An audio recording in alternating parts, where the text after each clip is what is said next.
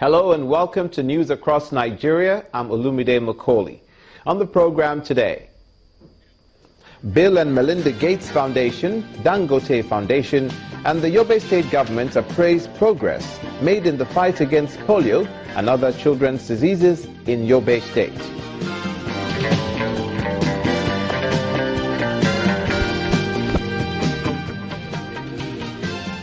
Kwara State Governor Abdul Fattah Ahmed rejects grazing reserve idea, asks farmers and cattle owners to buy land for ranchers.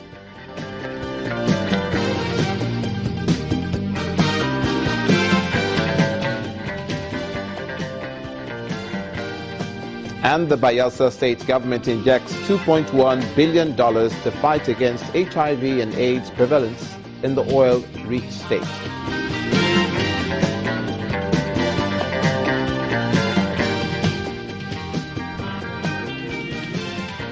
And we begin with health, where the co-chairman of the Bill and Melinda Gates Foundation, Mr. Bill Gates, the chairman of the Dangote Foundation, Alhaji Aliko Dangote, and the Yobe state government have met to appraise the progress made in the fight against polio and 8 other children's diseases in Yobe state, northeast Nigeria.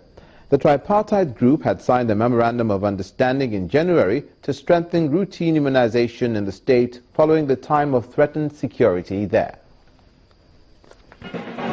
In the months leading up to Nigeria's zero-case status in polio, 8 groups had complained about difficulties in penetrating the northeast with intervention owing to insurgency. This video conference, taking place between Mr. Bill Gates and Alhaji Aliko Dangote in the United States of America and the Yobe state government in Damaturu, the state capital, is set up to appraise how effective they have been in immunization against 9 killer diseases. Given the scorecard, the governor, Alhaji Ibrahim Gaidam, restates his commitment to full immunization cover in all local government areas of the state. 2 of our local governments were not accessible at that time.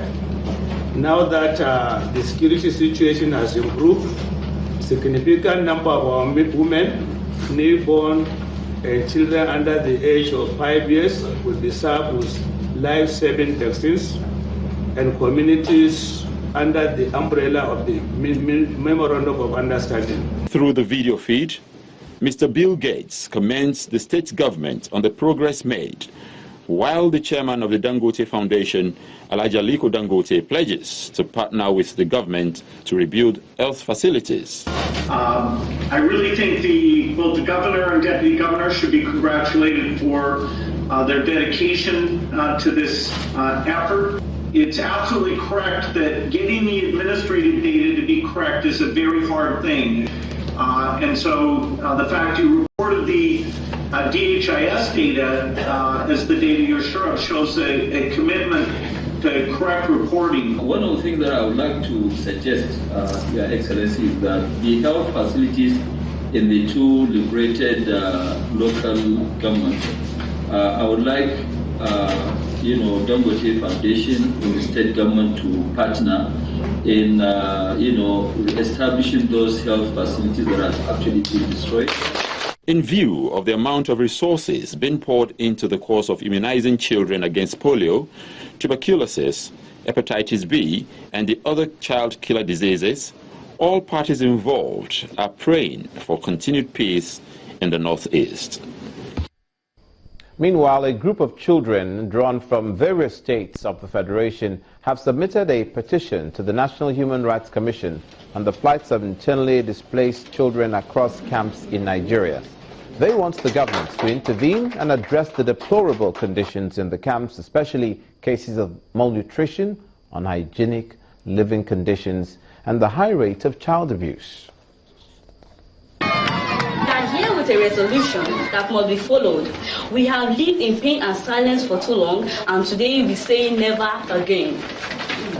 My mother, all here present, we the children of Nigeria travel from across the nation to Jos in response to the unbelievable and incomprehensible malnutrition that has taken over the IDP camps in the northeast. Malnutrition in Nigeria, one of the richest oil-producing nations in the world.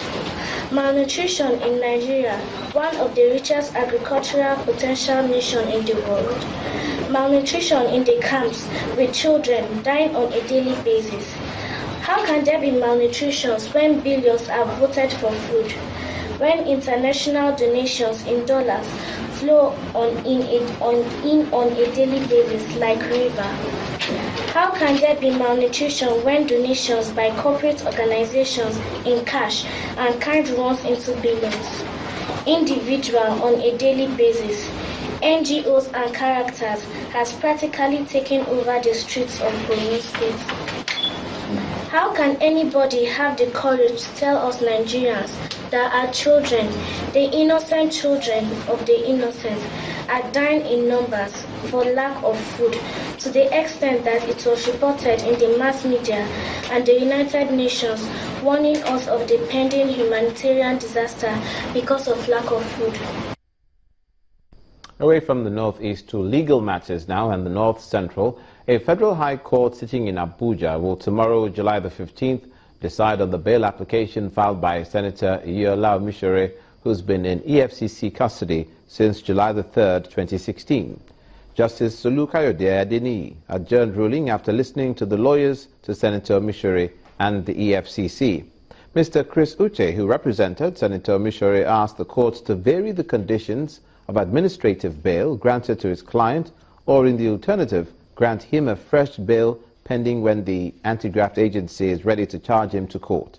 However, counsel to the EFCC, Mr. Takun Ndifom, asked the court to dismiss the application for lack of merit because Senator Omisore was lawfully arrested and detained with a court order. He adds that the anti-graft agency is still investigating suspicious transfers from the Office of the National Security Advisor and the National Assembly. Into the oil and gas sector, the Independent Petroleum Marketers Association, IPMAN, have pledged to support the federal government's deregulation policy in the petroleum downstream sector. The national president, Lawson Obasi, says the association has been repositioned to increase fuel supply across the country, assuring Nigerians that efforts to permanently end fuel scarcity is ongoing. I pledge to work closely with the federal government and all relevant agencies by the federal government in order to realize the full potential of the deregulation policy of the government. We will work tirelessly to ensure that the deregulation policy of the federal government become a success. Together with the Board of Trustees and NEC of our great association, we will work to banish the problem of fuel scarcities from our country. We will ensure that petroleum products flow freely to every nooks and crannies of this country. We will vigorously pursue a policy of importation of petroleum products and will put in place infrastructures which shall complement the effort of the government to make petroleum products available for our people. We shall be partners in progress with the federal government, NNPC and PPNC in the promotion of industrial peace and harmony. I advise each and every one of us to be very loyal, first to the constitution of IPMAN and of course to the leadership of IPMAN. And I will use this medium for those of us that lost in this election. They should please embrace peace. You're watching news across Nigeria. Coming up, the Kwara State governor says no to the idea of grazing reserves for cattle herdsmen. Please stay with us.